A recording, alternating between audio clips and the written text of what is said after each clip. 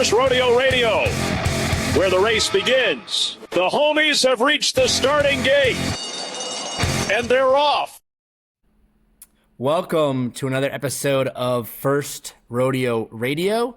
We've got a special edition today. We both have a guest, and we're also going to mix in some handicapping some races. We're on the eve of Breeders' Cup Future Stars Friday.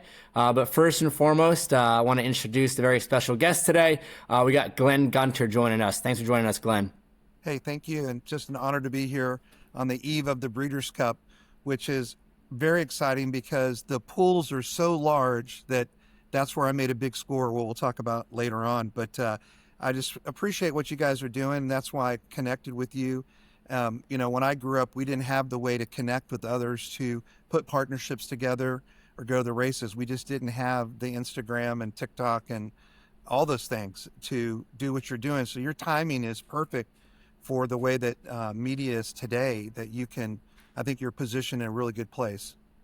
Yeah, I think we're blessed to have a lot of tools to both reach a new audience, as well as once we have a captured audience, we're able to live stream races, keep people engaged and informed across the whole country here. But today's really about you and about the races. So kind of the typical introduction question I like to ask is, all right, like you're getting into an Uber. I'll say you're getting into an Uber at Gulfstream. Your horse just won. You're hooping and hollering, having a great time. You jump in, and the Uber driver asks you two questions. He's like, "All right, dude, how the hell did you get into racehorses? And then what'd you do to get into that? How'd you answer the Uber driver there?" Thank you, and I'll try to be as efficient as possible. But I happened to grow up in a town where there was a racetrack called Pleasanton, which is still there, and they run some meets. But Pleasanton only ran 2 weeks a year for the fair. They had a fair circuit in Northern California where there would be fairs. So in high school, we all worked at the fair, and I got assigned to the horse races to watch the stairs to keep people off the stairways. So anyway, at 15 and 16, I'm watching these horses race and watching people, what they're doing. And also, just as a side note, I very much was into numbers and math. I scored 680 on my SAT, almost 700. I love math. So when you start looking at the form, it's just a bunch of numbers. And I started to look at that and start to crunch them and try to understand the form. But anyway, I love the competition. I played sports, and I thought, man, someday I want to own a horse, my own horse, and race it, and the competitiveness of it. And this is really, the only sport left where someone can afford to be an NFL owner of their own horse and select their coach, which is their trainer, and select the other people that you want involved with you. And there's so many stories of people, for example, Jenna Antonucci, who just won the Belmont with Arcangelo, paid $35,000. She had no woman has ever won any of the Triple Crowns. And with the right horse, she won the Belmont and the Travers, and this horse is now at stud for $35,000 a pop. So anyway, it's the last place win the Super Bowl. It's amazing. I think that's it's funny because I don't know if you saw our Instagram and stuff, but that's like pretty much the ad Brian and I put together. Brian's my co-founder, and I think you said a little bit more eloquently than we did, so we're gonna have to clip that and reuse that. We'll have to give you some creds later on for it. That's all right. Very well said. Well, in the second part of your question, so again, I got to tell you a quick story, and then we'll handicap some races if you want. But so after working at the fair, I really liked the horse thing. In the off season, that racetrack was a training facility for people could train horses to run, but they would run at Golden Gate or Bay Meadows, which don't even exist now. They've been sold because the property is so expensive. But anyway, I rode my bicycle down there, my 10-speed at the time, no mountain bikes, and I was looking to learn, and I ran into a young guy, about 32 years old. He had two horses, one maiden and one allowance horse. And he took me under his wing, showed me how to muck a stall, clean a stall, save hay and put it back down, hot walk horses, wash them, etc. And I said to him, man, I really thought I wanted to be a trainer. That's what I really want. I love competition, being a coach to your horse, whatever. And he said, no, stay in school. So I went on through college, graduated. Now I work for a pharmaceutical company. But anyway, that trainer turned out to be John Scherves, who won the Kentucky Derby, who trained Zenyatta, the winningest filly ever, 19 out of 20 wins. And he has Baeza in the big race for $7 million on Saturday. Number 2 horse. Pretty crazy coincidence to run into an all-time great like that. Yep. And I have a cell phone because I ran into him at the Breeders' Cup in 1999 when I won that big score, which we'll talk about later. But anyway. Oh yeah. So those tuning in for pure handicap, and we'll get to it a little bit now. Kind of the structure we're gonna do is we're gonna talk about a race, talk a little bit, tell a bit of stories, and then just kind of continue doing story race. Sure. So I guess Glenn, sorry, I'm kind of surprising this question to start. So we'll get into race 6 in a second, but Yeah, sure. For those that are just tuning in, do you have any ideas in terms of which sequences or which races you're keying in on in terms of opinions you're going to want to press? Yeah, first of all, it really is difficult in that these really are the best horses coming together. And listen, having own horses now running and doing some breeding, we'll talk about that too, get into that. They're there, they're entering, they're wanting to win. They're not just, yes, there may be a few that are putting the horses in to have a great day and say, I ran at the Breeders' Cup. But for the most part, every horse in there, they believe has a chance if things go their way and the race sets up a certain way as we talk about handicapping. So I don't necessarily have a key race. There's some races I really like, which we'll go through. But do you want to talk a little bit about how you handicap or how I look at it as well? Yeah, I think that'd be a really cool way to introduce it. So kind of the classic way I teach my friends. So I usually bring a big crew for the Derby and we kind of sit down. Okay, everyone grabs a form. They're like, okay, what is this hieroglyphics? My brain's similar to yours, Glenn, where I really enjoy numbers. I was the kid that was memorizing the standings in second grade. I read the newspaper and memorized what place the Yankees are at, how many win-losses, that sort of thing. So I kind of teach them in a specific way, kind of very Bayer-esque, in that I basically tell them, okay, there's 3 main pillars. There's speed, pace, and class. Speeds, your speed figures, pace. I lean on Timeform US. I usually introduce people to handicapping with that tool because they kind of give you a little cheat sheet in the top there with the projected pace. And then class is, okay, who have these horses faced? So that's usually how I introduce people to handicapping. But of recent, I've really gotten into the Ragnarson sheets. So really my process now is I like to really dive into the rags, see which horses stand out on those sheets. And then I usually cross-reference with Timeform US. And I really like Timeform US for the turf races in specific. I think the way they make their numbers came over from Europe, so the grass races are super accurate. But Glenn, I'm really excited to hear about how you do it in your software program that you mentioned. Something that the wild card is all the European horses, which again, you don't see all these running lines how they like to run. But I'd love to hear about what you're describing, the accuracy for the grass. So real quick, the way I say to my friends and horses in general, you have horses that are in, elementary school, junior high, high school, college, and professional, meaning class. I said, if you took an NFL or basketball NBA and they played a college kid, they're likely going to beat them. So I'm just trying to explain that there's different levels from a $5,000 horse to $100,000 to, that whole part of just class, just trying to explain, hey, this horse ran for 50,000. They're now running for 30.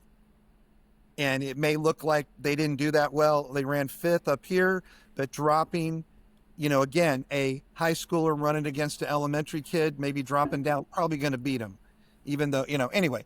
So I just try to explain class that way. But the other part that the software, and you can get this as well, but one of the things I look at is how is the track playing at each distance? And we're going to talk about that in race 6.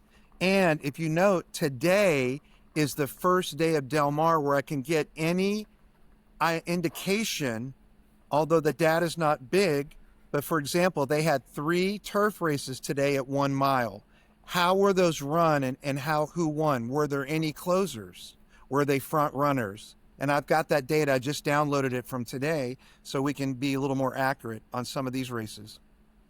So, Yeah, so I think that's like kind of like track biases and kind of yes, leaning with yes, how certain tracks run and certain things like that. And I think it's absolutely. important to note too of like the different configurations in terms of racetracks where, you know, you go to Churchill Downs, you have a very long stretch run there, you know, leading into the first turn if you're in the Derby, or, you know, any race finishes down a longer stretch. Del Mar, I know it's kind of known for a shorter turf stretch. That's something to note as well. And then kind of leaning into that, and you can get even more granular at Del Mar with it being around the water. I read some articles about how high and low tide can affect running there, and you can get really into the weeds there. So Sure. why not like let's get right into race 6 here, which is the Juvenile Turf Sprint. Really fun race. We're going 5 furlongs on the grass here. Yep. Full field, as it is in pretty much all Breeders' Cup races. Yep. So Glenn, what's your first Okay. look at this? So the first thing I did is I went back, since there's not any current data except for today, and there was no 5 furlong turf races today. I went back and said, how many 5 furlong races were run at the last Del Mar meet? And guess what? There were 78 5 furlong turf races run. Granted, different levels, but still, what was it? So here's the breakdown. Of those 78 races, 56% winners were front runners early. So you got to be laying 1-2, period. Now, what's interesting, if you bring in what we would call, I'm going to call it pressers, the bottom line is 86% of the winners at Del Mar's last meet. Now, again, this is just one handicapping factor. So when you start to look at horses, you say, well, you know, in other words, this is just one part of things that you might do, but there's a bias. So how about this? 86% of the winners at Del Mar of those 78 races laid 1, 2, 3, or 4. There was only 1 or 2 closers out of 78. So is it possible someone could close? Sure, right? But if you're trying to separate or look at horses, you're saying, who are the ones that are going to lay close enough to either make a move at a short distance or be up on the lead, right? So with that said, you know, I hate to say this because I will put favorites in my trifectas and pick threes and things, but I'm not a favorite player, okay? Meaning we all know that only 33% of favorites win, and 66% of the winners are not favorites. So I'm looking for a bias, a track bias, something that sets up, how does the race set up? You know, sometimes the best horse does not win, even though they're the best horse, because of the setup of the race, the speed or lack of speed, these kind of things. So again, now, the greatest horses in the world will overcome any problem. They just will. But most of them have a way of running that they like to run, and, you know, their style of running, so to speak. So anyway, with that said, it's very hard when you look at this race to not love the 9 horse from Europe. I mean, so here's my point. That is the horse to beat. Okay. So, you know, if I had to only pick one, that, and it may be an obvious choice as well.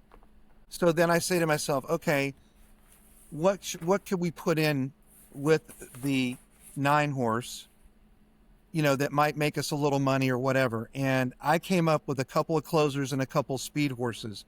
So another speed horse in here is the 11 horse, and also let me go back over here.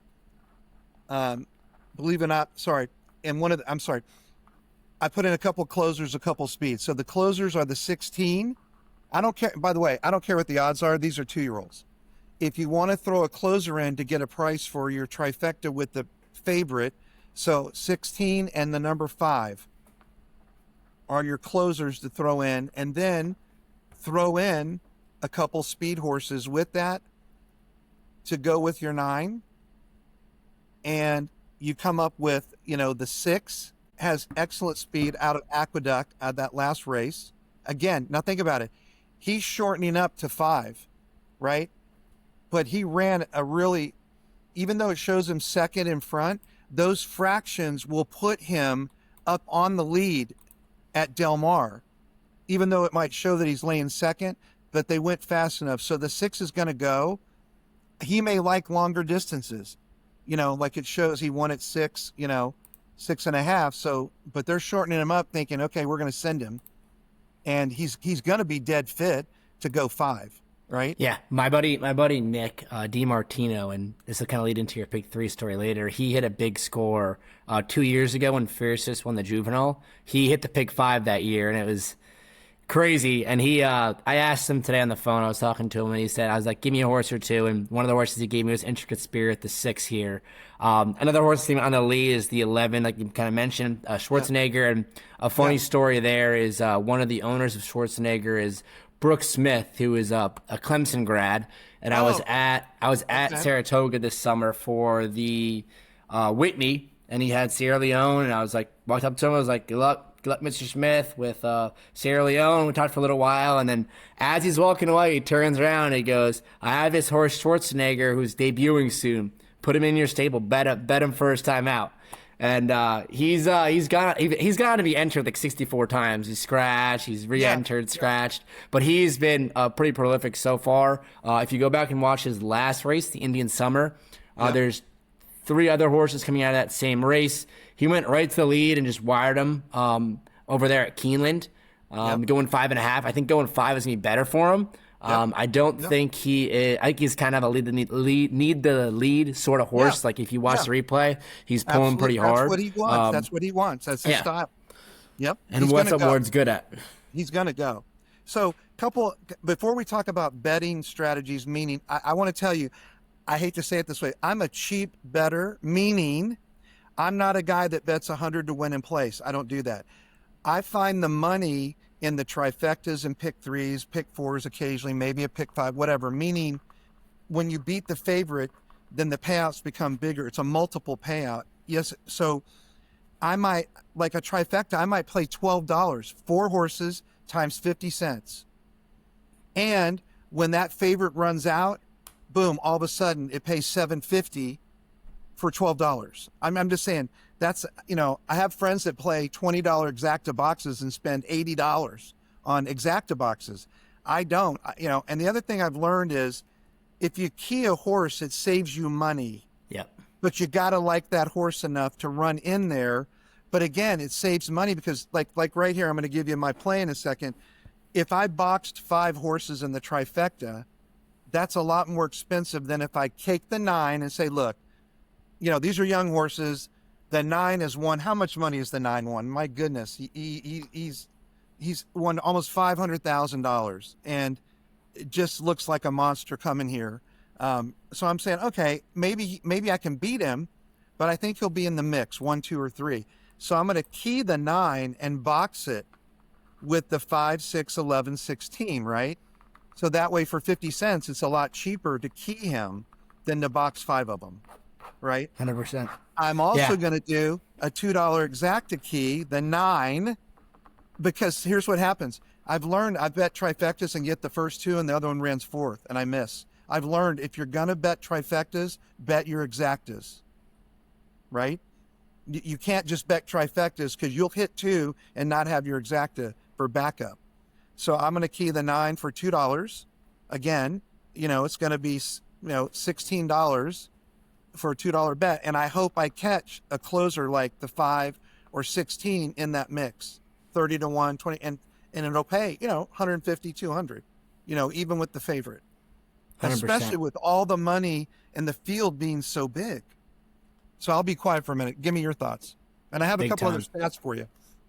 Oh, yeah. I love all the stats. So I think overall, you kind of touched on the major contenders here. I think another horse there are 2 horses that I have jotted down as, good price plays is the 10 Cypher, as well as the 3 Royal Testament. I think both those horses stand out in terms of the rags. Actually, the Cypher, the 10 has gone basically kind of almost pairing up 11s in a sense and stands out on the time form figures as well. There's been a lot of talk about Lenny Lou. I think another cool thing to note here is you also have females facing the males. So you oftentimes see this in the shorter races. So the 10 and the 3 are both females. You saw horses, I believe, AG Bullet's a mare that beat the boys last year in the turf sprint. So there's precedent for it to happen. So it's I love turf sprints. I think those are the races where I typically do best. So I'm likely going to be playing Schwarzenegger on top. I'll probably throw the 3 and the 12, 3 Royal Testament. I will throw Intricate Spirit, the 6, and the 12 underneath in an exacta. And then I'm a win. The way I typically wager is I like to bet win place. I usually throw like a $10 or $20 win place, and then I'll throw an exacta wheel. Yes. So I'll probably throw, like, I'm between Royal Testament and Cypher in terms of the horse that I'll throw my win place. But I think I'm a big exactas, doubles, and win place guy. I think there's a ton of fun to be had betting, like, rolling doubles pretty much this whole card, the way they have it structured. And you can kind of I believe you can take stands in some of the dirt races here. So that's kind of where my brain is at. But hit me with some more statistics here. Well, no, I want to tell you a little quick background. I like the 10, and the only reason, it's a matter of fact, has one of the best numbers on my screen is last win. And that number is good enough to win. And again, I don't have a number on the 9 because it's a European, but I do like your 10. The only reason, and this is a bias, as when I saw Philly, I just said, I got to make a decision. But like you said, if Phillies can win, but I just, again, over a long periods of time, being a biased boys against girls type of thing, I had to make a cut. And so, but I got to be honest, but I'm with you. I would tell you that if that horse jumped up or ran second or first, I'd be like, yeah, I see it. I see the number you're seeing on the Rex. I see it. So my bias was, okay, I've got these, 14 male horses, 2 fillies, is the, the fillies. You can't bet them all. Well, yeah. And also I don't know how fillies react, with these, because most of these are probably not gelded yet. They're not older, type horses. But anyway, one last thing, it's kind of a weird, and again, this is where we overthink things. Wesley Ward has 4 horses in. And here's the weird, not weird, but just to show you. His favorite rider is on the 17 horse, Wesley Ward's horse. That rider is 50% winners with Wesley Ward, 8 out of 16 the last year. And you ready for the turf? On the turf, he's 42% winners for Wesley Ward. He's 5 out of 12. So there's enough data. It's not like he won 1 out of 2.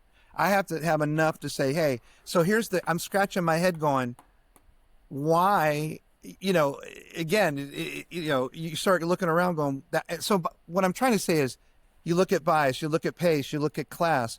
I look at trainer angles, right? Trainer stats, route to sprint, sprint to route, first time after layoff, second time after claim. So again, I don't base my betting on that because when I look at the 17, I don't see it.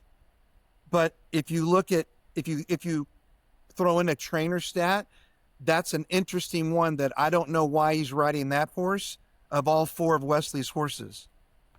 So just it's Frankie Dettori's last weekend here in the States too. So Hall of Fame jockey kind of go hopefully going out with a bang here. So I think and it's also weird that 5 have to scratch down to get him into the race. Because they only put 12 in the starting gate there on the turf at Del Mar. But I learned my lesson in the Rich Strike Derby of handicap the AEs too. yeah. So anyway, that's the last thing on the race 6. So there you go. So good deal. So your top pick is the 9. I like True your 10. Love. I mean, if I want to spend another 50 cents, I might take the 9 and throw the 10 in with that. I might just do that because it does have the best number. I just had to make a bias of I'm not going to bet a Phillies against 14 boys. That was just my own bias. Good deal. All right, let's poke through race 7, the Juvenile Fillies. So 2 turns in the dirt for the females, all fillies here, and then we'll talk through your pick 3 stories. I think that's Okay, something I so definitely here we want go. people to know. No problem. I'm on that race. So interesting enough, at last meet at 8.5, all sexes, there were only 6 races at this distance. 83% of the winners laid 1, 2, 3, 4.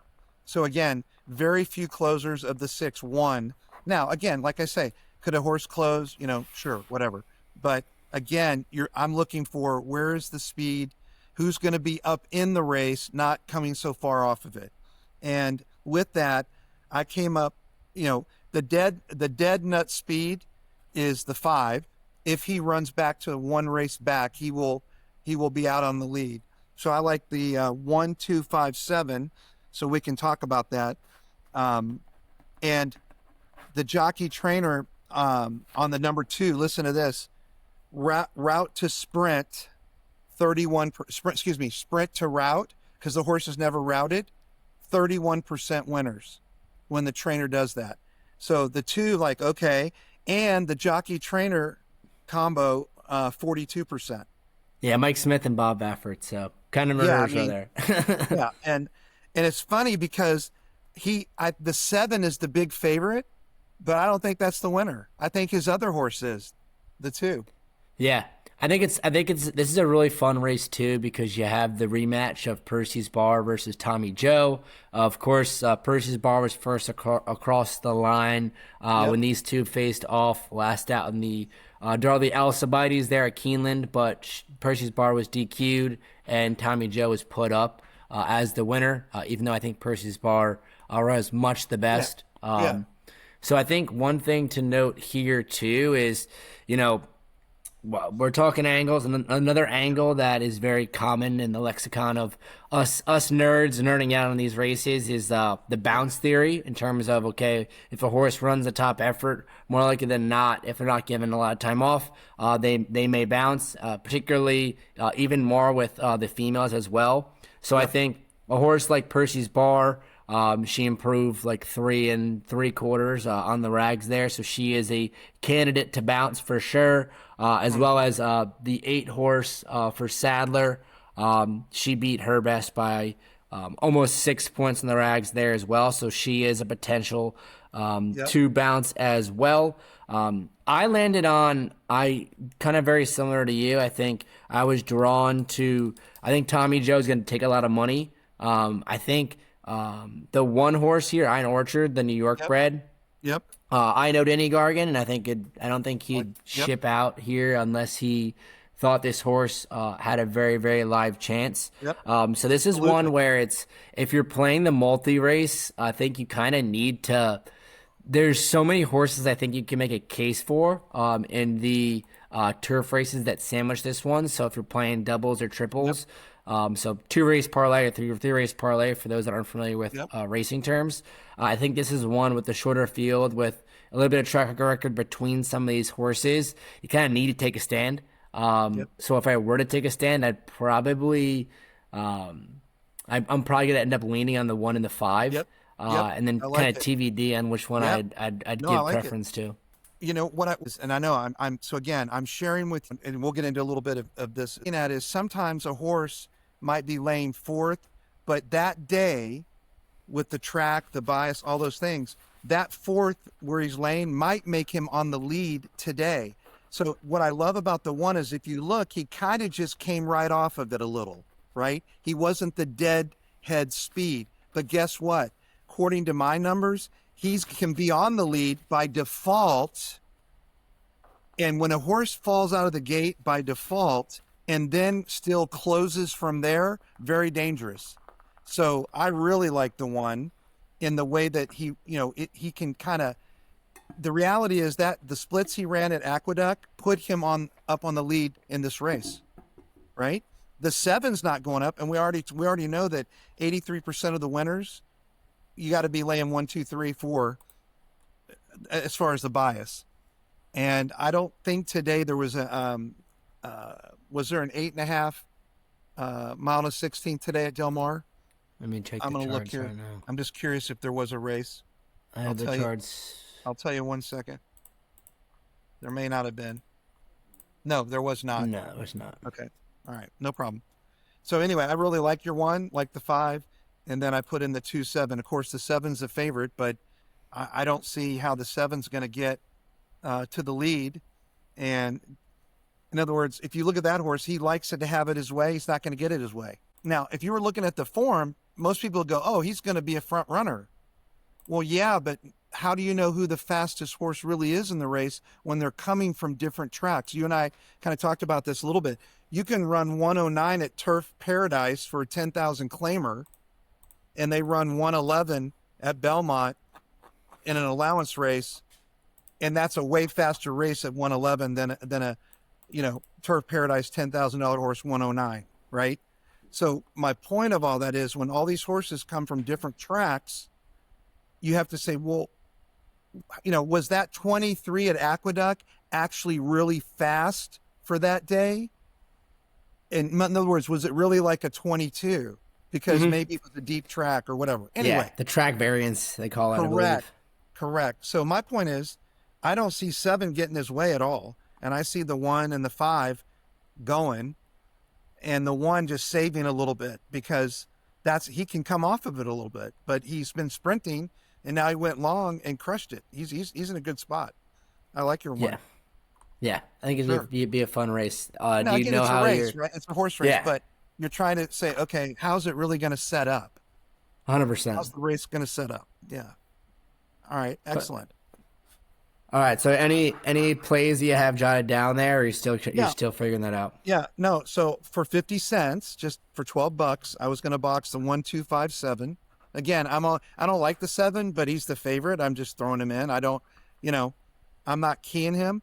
And then if you wanted to key an exacta to save money, I'll play a $2 or $3 and take the 1 and say, give me key the 1 and box it with the 2, 5, 7. So I have it any kind of way with those 3 horses, but the 1 being the key, and that saves money. That's a $12 bet. If I box all 4 of them for $2, it's $24, right? So I'm a little bit cheap. Like you and I really like the 1, so I'm going to ride with it. And if he doesn't run 1 or 2, okay, well, so what? I'm going to move to the next race. Yep. I'm gonna play it very similarly. I'll probably have the same exacta, to be honest. Yeah. And then I will probably TBD on what I'm gonna do, but I do really like the Tommy Joe horse, so I may honestly press Tommy Joe. Like hopefully get my exacta home, but if he runs back nice. If he runs back to the race before, he will be gone he'll be on the lead by himself. So I don't know what happened in the last race. I didn't watch it personally, but he could absolutely be out there on his own. Yeah, for sure. She's a serious racehorse. Yeah. All right, so let's switch gears to race 8, and then we'll tell the pick 3 story because this is the third race in the sequence. Real quick, to recap, I am playing the pick 3 with the 9th, with the 6th, 7th, and 8th. So now that you got me on the 10 and the 6th race, I'm going to play the 5, 6, 9, 10, 11, 16. So that's only, 6 horses, right? If I'm doing my math. To the 1, 2, 5, 7, that's 4. And I'm singling in the 8th, again, to save, I'm not going to go crazy and bet $48 or $60 early, which I could. I'm going to single the 13, and we'll talk about that. So that's a $24 pick 3, in which, again, I'm hoping the 9 gets beat, runs out of the favorite, and then you and I hit the 1 and not the favorite. And then maybe the favorite, the 13 in the last, looks really tough in that, again, if I had to single. So for $24, I'm doing that. I love that. I love that ticket there. Let me see. Let me go back to race. If I were to add to it, so let's just say the 16 doesn't draw in, so you could sub one in there. Oh yeah, okay. I would sub in the 12 there if the 16 doesn't draw in. I think the other Philly. I didn't realize little girl power. How many are they going to start? I didn't realize that. 12. I believe it's 12 on the turf, and then they can get a full 14 on the dirt. Okay. But I believe they limited to 12 on the turf. I'm assuming by 11 a.m. tomorrow or 10 a.m. they'll have all the scratches in, right? 10 a.m. I think Eastern. I believe so. Yeah. I think so. Okay. So anyway, back to the 8th race. interesting. There's been 17 stake races at this distance in the last meet. Let me get over to it. I'm sorry. Here we go. No Okay, worries. here's your mile on the turf. So let me look. There are 3 turf races today. I'm just curious how those were run. Again, it's not a lot of data, but it's the only data we have current. All right, here we go. All right, so it's showing no closers at all today at a mile on the turf, and 100% we're laying 1, 2, 3, 50% front runners, and then if you bring in the second and third horse today, again, there's only 3 spots of data, but the fact is, no closers, and that's really what it shows. Historically, when I look at last year's meet, 35% were front runners, winners, 35% laid first, second, third. So there's 70%, were up on the front end. Now, there is one kicker, 30% were closers. So it wasn't like 5% or 10% closers. There was some significant amount of closers. Now, today there weren't. Again, so what I do is I get my speed and I throw a couple of those closers in for my box because they could hit or upset or whatever it is, because that's just the fact. But the bias, again, is laying up close. 100%. I think one thing to note here, though, on your track trends and things like that is the post position. So your heavy favorite here, Precise, the 13. I want to say that I saw a stat. I was like 2 for something. It was a very low percentage with from the 13 post going a mile. Yep. I think that first turn is going to get up pretty quick. And I didn't watch the replays of the 13, but I was listening to Randy Moss, who goes on the NBC broadcast, and he said he watched the replays of the 13, and she's one that gets a little bit keen. So the jock there, Christoph Solomon, will kind of have 2 choices. Either going to send or take back and really fight this horse into the first turn. So I think, in a sense, it may be good, maybe bad, depending upon what the jock depends to do, because in terms of speed here, I guess, like, who do you foresee going to the lead here? I don't see too much of speed on paper. I think the 3 might send, the 8 might send, but I don't see a ton of early footing here. Well, the 5 horse, I don't know. Check your sheets, because I don't get those, but I'm showing again. See, this is where it's not obvious, because he broke 5th and 6th, but those fractions put him up on the front end. Now, I'm not saying he'll go all the way from sprint, from sprint to route, right? But does your sheet show anything on the speed of him, or however you look at Precise? No, she had no insight into how she ran her races. Okay. I can check and see if there's some notes. Sometimes Timeform US will have some notes for us. Let me pull that up.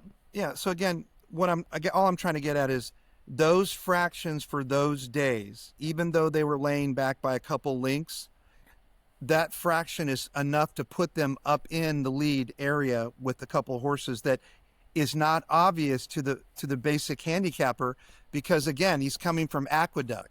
So you're going to a different track, Del Mar. How does that fraction compare to? That's where what they call a par system, and by the way, DFR is starting to look at that a little bit. Pars, like if you took 100 races at 6 furlongs for $12,000 claimers, you're going to get an average, right?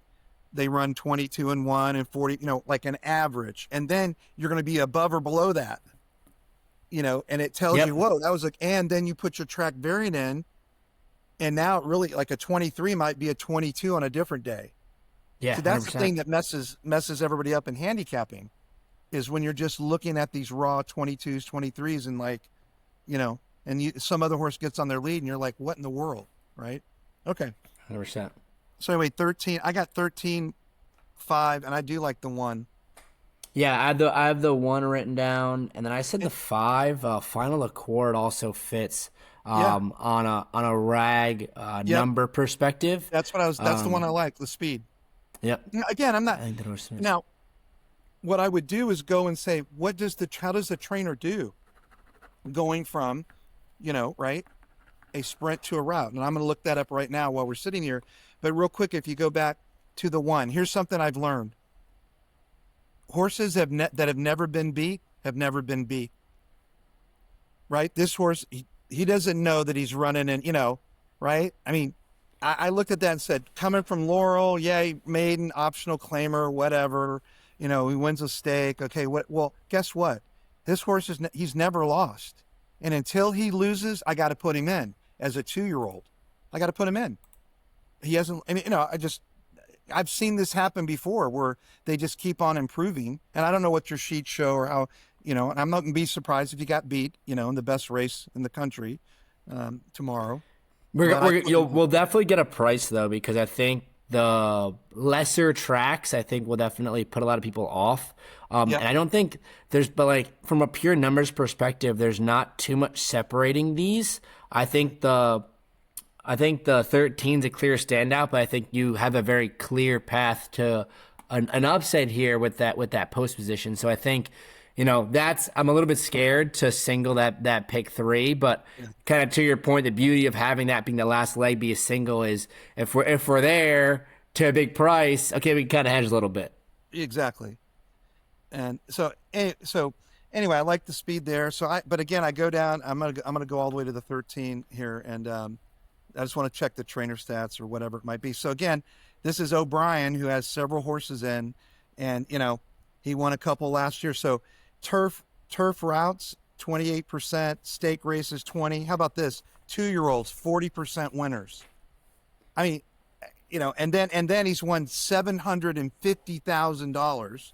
Yeah, he's one of the greatest trainers of all time. So you sit there and go, okay, class, distance, trainer, buy it. You can't. In other words, you start to say, okay, well, I put 4 or 5 things together.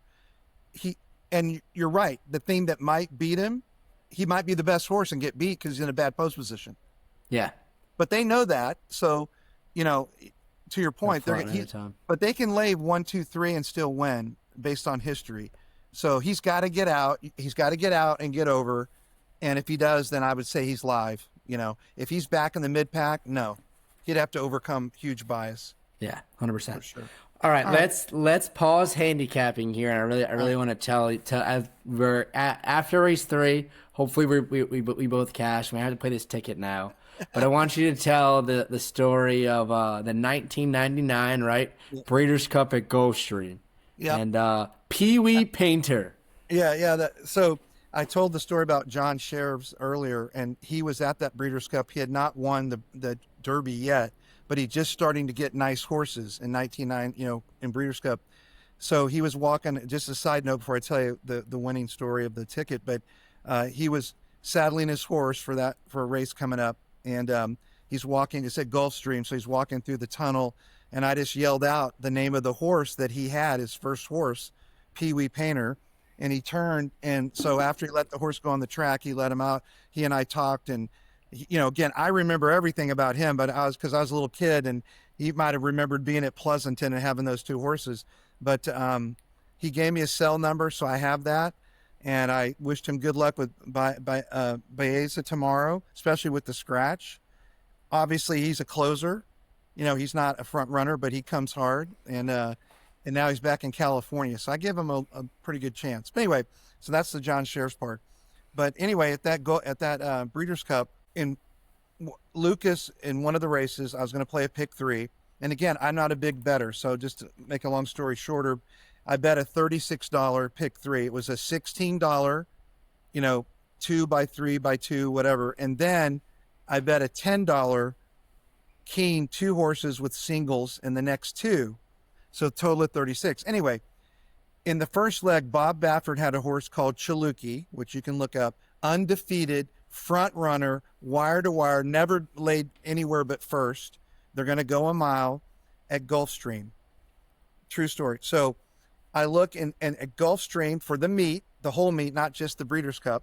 85% of the winners at a dirt mile, it was a dirt mile, were front runners, meaning you got to be on the lead, up on the lead. The track is so hard, there's no closers. So I'm looking, and I see my computer tells me, well, this is weird. Dwayne Lucas has a horse called Cash Run that his fractions coming from another track are actually faster than Chaluki. And I'm like, okay, I'm not going to fight, what it's telling me, but I thought Chaluki will probably win. So I took Chaluki and Cash Run at 35-1. By the way, I boxed him in exacta. So Chaluki's 3-5. Bob Baffert undefeated the whole bit. The gate opens, Cash Run gets a length lead over Chaluki, who had never laid second, and went all the way around, and they could never close up on Cash Run, and he won at 35-1. Chaluki ran second. So the first leg, as you know, there was over $400,000 in the pick 3. Now, a normal week, there only might be 30,000, right, in a normal day. So I could have hit the same thing and not paid a whole lot, right? I mean, so like, cool.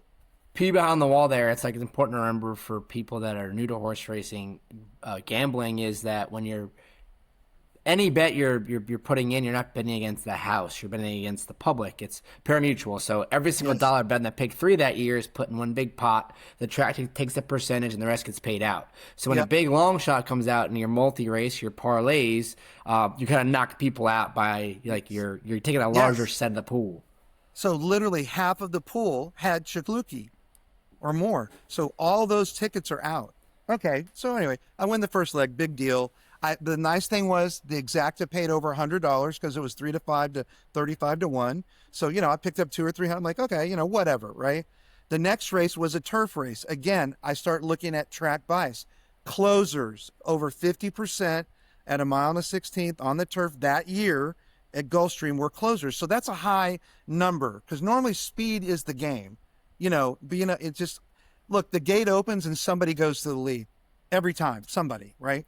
But it was closers. So there were a couple of closers, a French horse and another one, and he was 16-1, and I had 2 of them. He wins at 16-1. So now, who has my horse and then has that horse in a big 12-horse field or 14-horse field?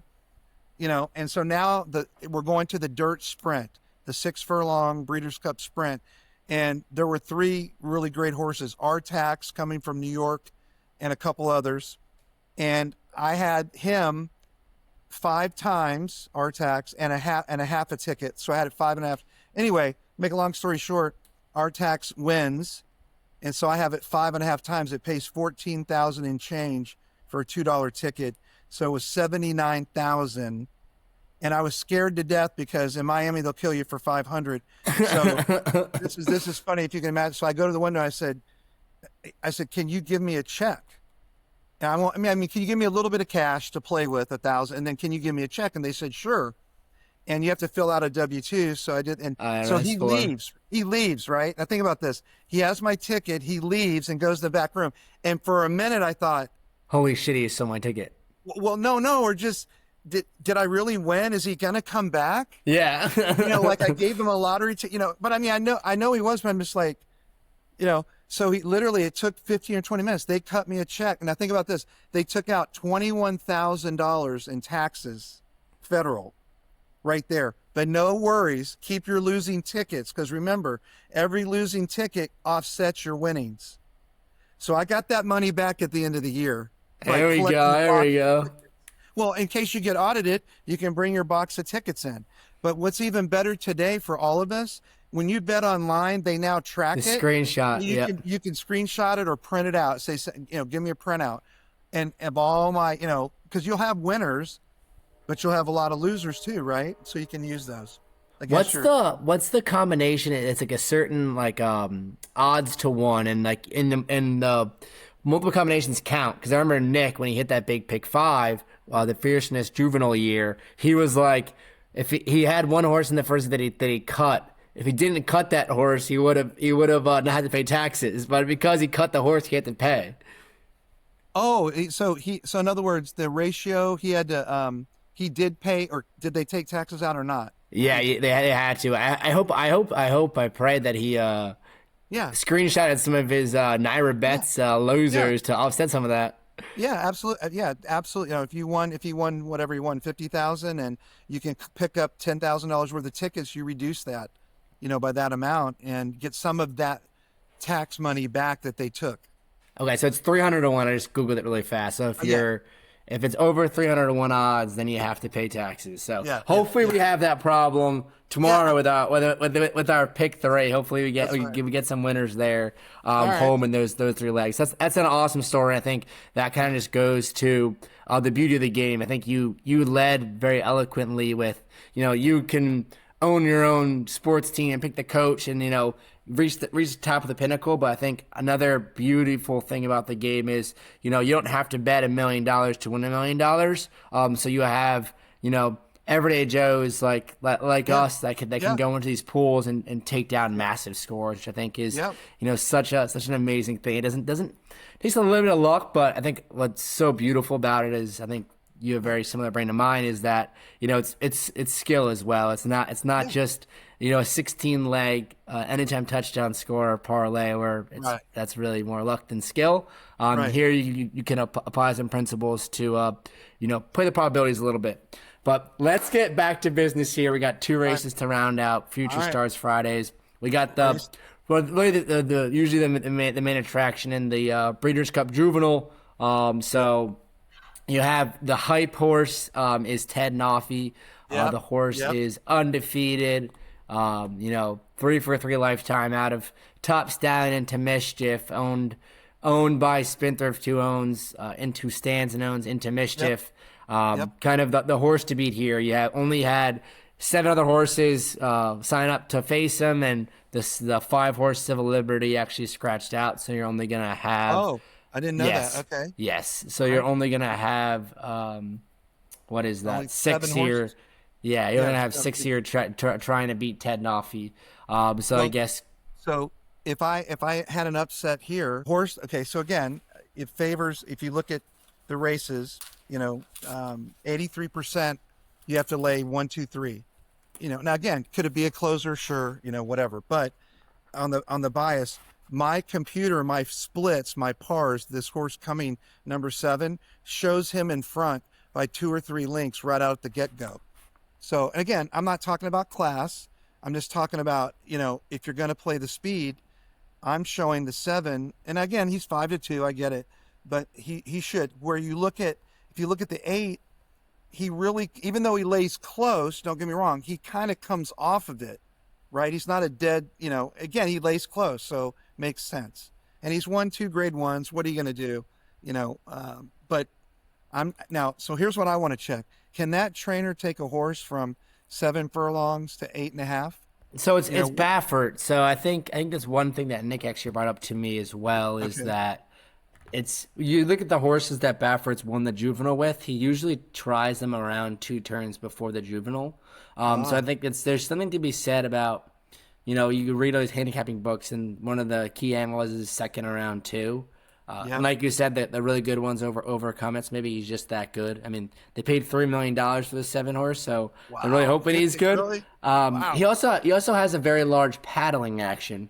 So he kind of swings one of his legs kind of like a helicopter. Really? Other really good horses overcome that. Essential Quality paddled, Vacoma paddled. So there's plenty of horses that, not the most efficient in their movement, which, is a question mark as they stretch out. Being inefficient, having some wasted movement may end up hurting you there. I think it's tough to bet against Baffert. But it kind of makes you kind of question, okay, why didn't he test his horse around 2? And this, just being around the game and owning horses, that might have been the plan, and then he had a little cold, or in other words, they didn't get in the races they wanted to be, but they're saying, hey, in other words, we don't know that they might have lost time, a couple months, because if they're expensive horses, they just back off, right? Yeah. So he's probably thinking it's not my ideal going in, but this horse is so good, I'm going to go ahead and take a shot. And with Baffert too, it's I mean, obviously winning the Juvenile and crowning yourself 2-year-old champion makes you a stallion. It's a very big deal, but I'm sure to this ownership group that own Medina Spirit and had the whole Derby kind of stripped away from them, I'm sure those two have the first Saturday of May really circled in terms of the ultimate race they want to win. They probably don't want to burn the horse out, trying to win the 2-year-old championship. Yeah, and So again, on real quick on the trainer stats, just for the fun of it. I mean, sprint to route, he wins 31%. He's won 16 out of 51 the last year. A minor layoff, 30% winners. Jockey trainer, 33%. Dirt routes, he wins 32%. Stakes, 25%. 2-year-olds, 26%. I mean, again, now there's no knock on the 8 at all. It's interesting. Pletcher has only won one race at Del Mar in the last year, 1 out of 8, 12%. And the other weird thing is a horse, every time he puts a horse on the purse rising up in purse value, he only wins 16%. Now, again, that's, it's just data. He's won 29 out of 186 when a horse is stepping up. He ran 727 horses the last 12 months. So when a horse steps up, he wins 16%. Again, not bad, nothing terrible, but not his best MO either. But again, he gets nice horses, he's going to step them up. So I like 7, 8, and I put the 2 in for the close on it for a closer. So those are the only 3 that I'm playing. So I'm playing. I think I'm gonna. The Ted Noffey will be a very big single for me. I think if I'm playing the pick 5, pick 4s, the multi-race wagers, I think I'm gonna have Ted Noffey as my most likely winner tomorrow. We'll see how that plays out. But I think the way I'm gonna play it is I think it'll be a short price. Hopefully the 7 takes some money. But what I'm gonna do is I'm gonna throw an exacta. I'm gonna toss the 7 to just try to get paid here, and I'm gonna wheel. I'm gonna go 8.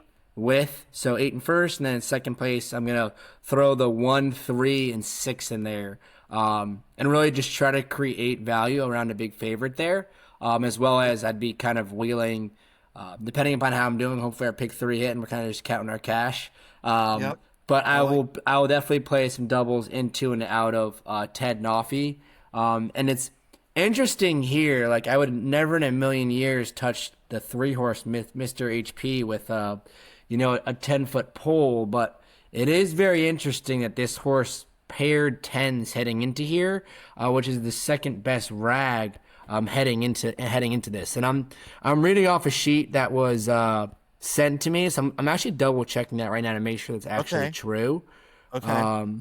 Because it almost seems too good to be true. I mean, you're like, but yeah, it's possible. Yeah, he paired 10s. So I mean, like, From a rag perspective, he's one that could break free here and even improve more, which is crazy to go from breaking your maiden to winning the juvenile here in like 3 weeks time. But hey, man, like I'm a numbers guy. That's what I'm saying. You got to stick. So well, anyway, so that wraps up that one. Let me tell you just a quick in between. So we go to the last race, the 10th here in a second. So. Basically what we do currently, and we'll get with you guys as well now that we know about you, is, again, I just have 2 or 3 friends, and not all of them always go in. And we'll say, hey, so we like to, our big dream is every year we buy 1 2-year-old, right? That's the dream. And by the way, only 60% ever break their maiden. So, out of 100 that get bought, that's just the fact. I mean, that's just the data. So, you're taking a risk even when you buy a 2-year-old that looks great, and that's just part of the game. So we'll buy a 2-year-old, but we also like to claim and run back right away and run to win. So, our partnership, we have a 2-year-old classic equation that will be running, not this Saturday, but the next Saturday. He's a turf horse. We're going to sprint him on purpose and then bring him back to the turf on his third and drop him from straight maiden to 32, and boom, so instead of working him, we're going to race him, so he's already run once. He got beat 7 lengths to the winner, which, ran 5th. First time out, he was nervous. We're going to put blinkers on.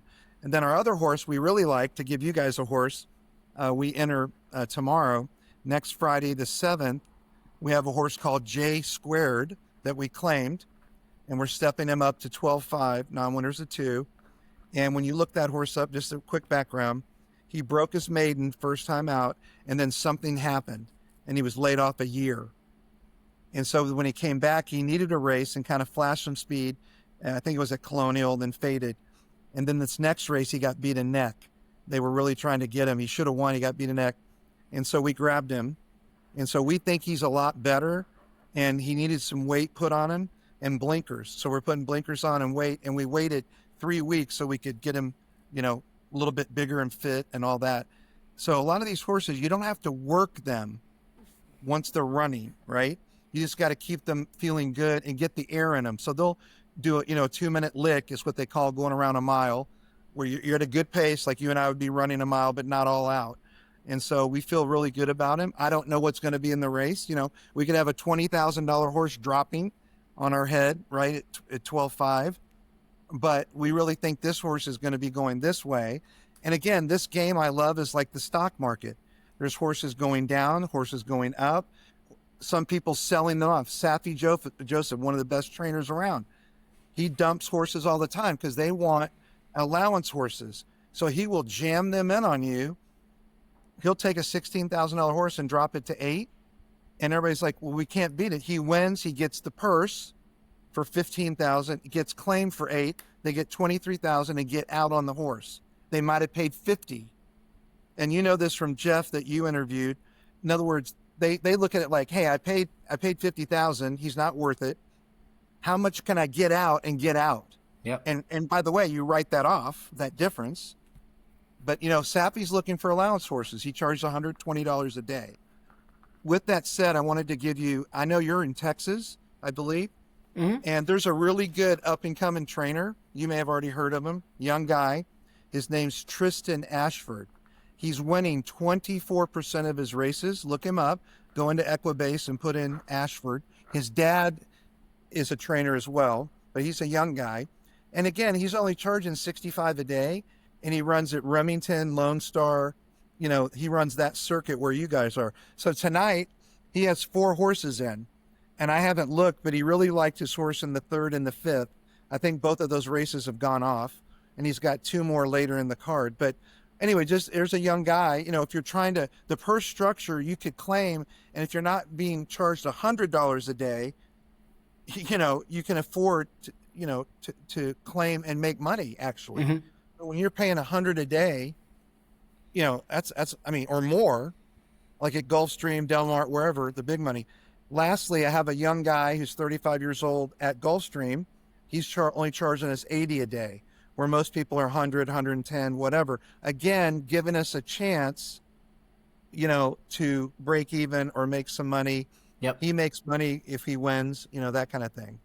Yep. I think that's another thing that I love too, is that we've kind of talked through all the different facets that you can kind of fall in love with the game, and the business side is very fun as well. And I think it's something, obviously running the partnership that we have, it's something that we're kind of figuring out. Okay, like we kind of the model that we're kind of chasing is, okay, have some really good times and hope we can kind of tread water, if not make a little bit of money in the claiming game, and hope for that to offset some of the more home run swings in terms of like you said, picking up a 2-year-old every year. We're dipping our toe in the yearling market this year, and we'll kind of see how that plays out. So that's kind of what it's all about in terms of that. So all super exciting stuff, and I think let's go through this last race here right now. Recap all our picks, and then we'll close out on some thoughts on how we can make this even more fun than it already is. All right. So 10th race, we got the Juvenile Turf. So this is a really fun race. We have a lot of foreign invaders coming into the States here to try to win on the grass, and they're usually fairly successful here. But I think they think that you can make a good case for some of the Americans as well. I think the 14-horse Gustad stands out, but similar to the Juvenile Fillies, where we talked about the 13-horse Precise there, the 14-horse in the same spot where you're going a mile on the turf. Okay, you're breaking from the 14 post. You got to get over fairly quickly. You're going to lose a lot of ground. If you're going to be the best horse, you got to be much the best, because the further out you are, the more length you're losing, the further you're running. All right, so here's a question I have for you. What do your sheets show about the 9? And let me tell you, the 2 will be on the lead. I like the 9 and the 2, and I'll probably throw the 14 just because into that equation. But your sheets must show a decent number. I'm guessing, based on the numbers I'm looking at on my program, the 9 and the 2. What are you showing if the rags? The rags. So the rags show for the 14 ran a 8 3/4 and then a 9.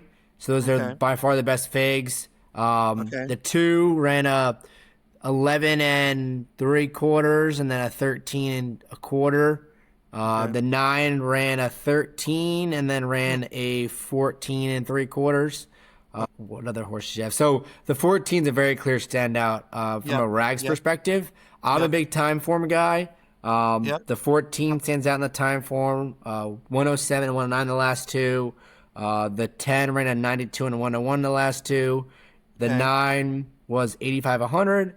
The 2 was 89 and 95. Okay. So now the interesting thing on the 9, and again, these are young horses, so I think anything can happen. They could bleed, for all we know. But if you look at the 9, first time he goes a route, he wins. Like, he's got the speed to be wherever he wants to be in the race, right? Which is a key. Like when we talk about, again, at a mile and a 16th, in general, 80-some% got to be laying up in the mix. That's the only reason I threw the 2 in, was simply to say, I'm going to let the speed go. He's never lost.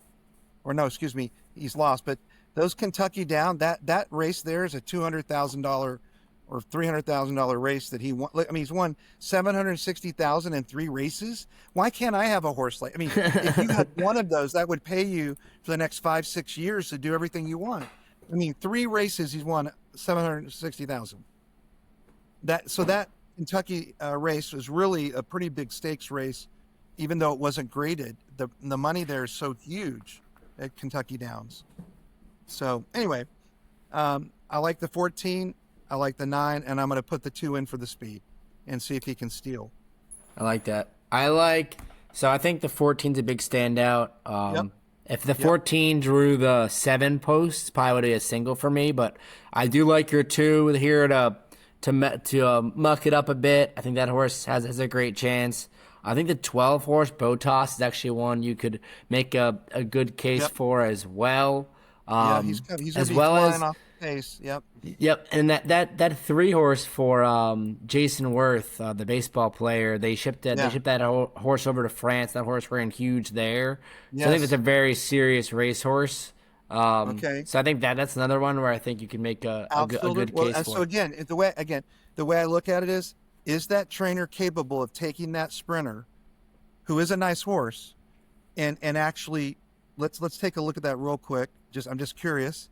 Can he take a sprinter long? Does he do okay with it? Because the fact is, they either do or they don't really. It's like, some trainers are just, they're better. I know a trainer, he's great at sprints, terrible at distance horses. I don't know why he can't train a distance horse, but, all right. So number Ward, 3. Ward's definitely known for turf sprinters. So I'm curious what the check this out. You ready? He's taken a horse from I'm not saying the horse can't win, but I go off the stats. Sprint to route, he's done it 19 times this last year. He's only won 10% of those. So not his specialty. Now, purse, and when he rises horses up in a purse, he does well, 26%. Third after a layoff, this is coming back on third, 21%, maybe not relevant. Now, this is also interesting, which, again, this is how I throw them. I got to make cuts, and I'm like, how about this? First time he runs a horse a route, a mile or more, he's 1 for 16, 6%. So here's the point of this whole conversation. Let's say he was the 3-5 favorite. Well, I just found a way to beat him. That no matter how great he looks, this trainer, so sometimes you can find, and this is not the favorite, but when you're looking at, hey, everybody loves this horse, but is that really what they're good at doing? Do they do that well? And this is saying no. Wesley Ward does not do a great job of taking sprint to route or first time routes. That's just the fact. Now, if he's a great horse, he's a great horse. But I could see him going. They're going to send him, right? I mean, he's been sprinting. They're going to send him with the 2 and 3 are going to go, maybe burn each other up, and then your 14 or somebody laying right off of it. And listen, these jockeys are the best. They have those clocks in their head. They know if they're going too fast or too slow. They're really good. Love Tyler Gaffleone, That's my favorite younger jockey. He's a Like, very cerebral, right? Very smart jock. yeah, and he rides well on every surface, right? Yeah, 100%. So, Oh wow! all right. So I think we've kind of completed the five races. I might text you for a summary of all your top picks and bets, so I Okay. can jot them down somewhere. But I think to kind of close it out, I think it might be kind of fun. Is okay if you have any ideas to improve like the sport in general, just in terms of like your experience. I know you've dipped your toe in breeding, like your Yep. experience claiming.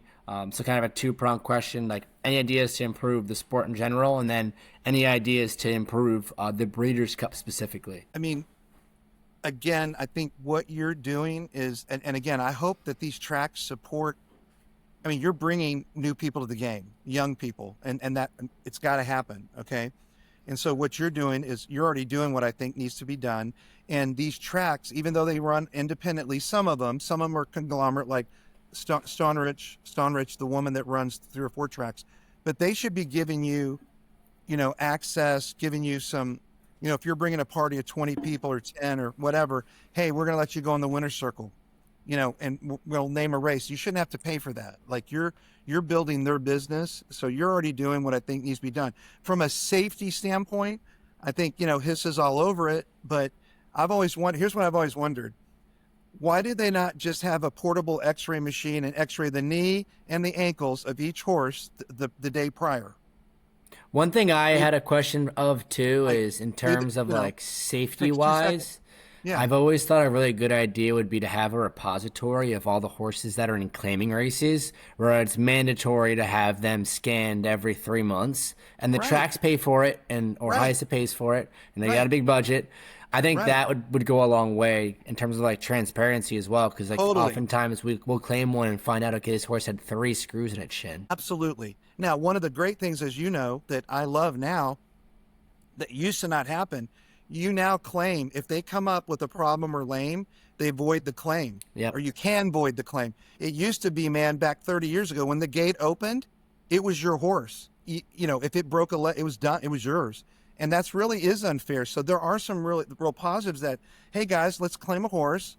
Listen, if he comes out of the race and there's an issue, we don't have to, if the vet sees an issue, we don't have to take him. And that does happen. You start to see the V in some of these handicapping things. Even Safi Joseph dropping from 40 to 16 with a V. Somebody tried to claim and voided it. And he says, okay, because some of them can run, and still win at 16 with 3 legs, kind of thing. But I agree with you. Why not scan the knees and the ankles? Because that's where your chips are in the knee or the ankle. That's the main thing. I mean, it only takes 2 seconds, and do it the night before, day before a race. I don't know why all they had to do is buy the equipment at each track, right? Walk your horse over. At least it's at least the most of the breakdowns are front. Yes. If at all. Mm-hmm. So the sesamoid, when they break the sesamoid, they can look at that. So I think that would be a great thing, like you said, but I think you guys are doing the right thing in terms of bringing people in. And then as far as making the Breeders' Cup, I mean, it's, look, it's difficult if you're in Florida and it's in, Del Mar, to enjoy how much fun it is. So, but they do a good job of moving it around. So I think that's good. Just like the Super Bowl, I don't think there's much they can do. Again, I think most of them are probably out there saying, hey, I haven't looked at FanDuel. I don't use them, but they might be saying, hey, bet, $20 in the Breeders' Cup and get 20 free or something. I think that helps the promotion of people just picking names, picking colors, picking jockeys. I mean, think about that. There's jockey percentages, right? I don't even, what? When they're all good, I don't worry about that. I don't look at weight that much, but you'll see an apprentice once in a while with 10 pounds make a difference and steal a race. Oh yeah, big time. That's the only time I pay attention, but for the most part, they all have the same weight pretty much. So I don't really, but it used to be back in the day, hey, this guy's got 5 pounds off. He's going to run faster. I mean, you watch F1, there's a big deal made about how heavy the cars are, and like regulations have to be made, and like they had to put extra weight in the car, and like it all adds up. So it definitely matters weight.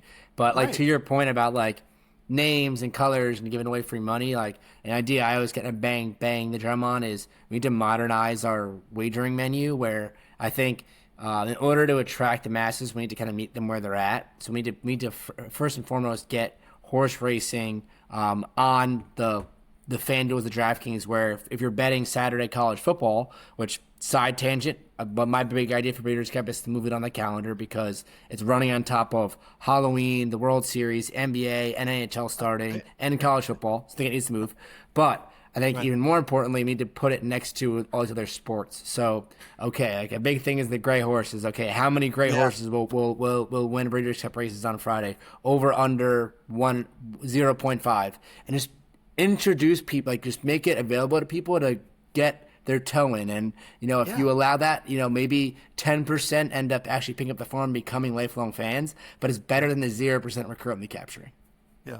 And again, we used to have to wait till the evening to go get the form and drive down to the store. Like now everything's there for you on screen and tons of different, data. So all of that's excellent for people, versus how it used to be, so I think those are the only two.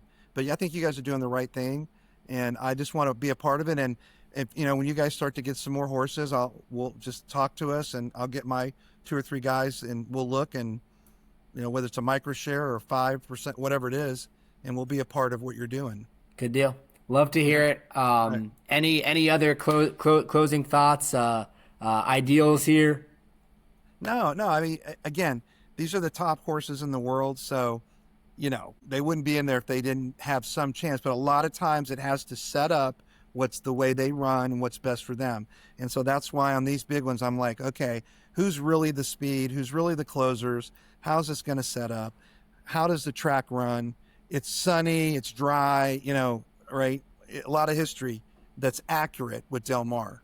So 100%. All right. Well, I appreciate you hopping on, Glenn. This has been a ton of fun. One of the beautiful things about horse racing is being able to chop it up, talk races, and I look forward to texting you tomorrow, and hopefully we're cashing this pick 3 together. That's right. Absolutely. Hey, we're going to do it. Absolutely. All right. Thanks, Glenn. All right. See ya. Bye-bye.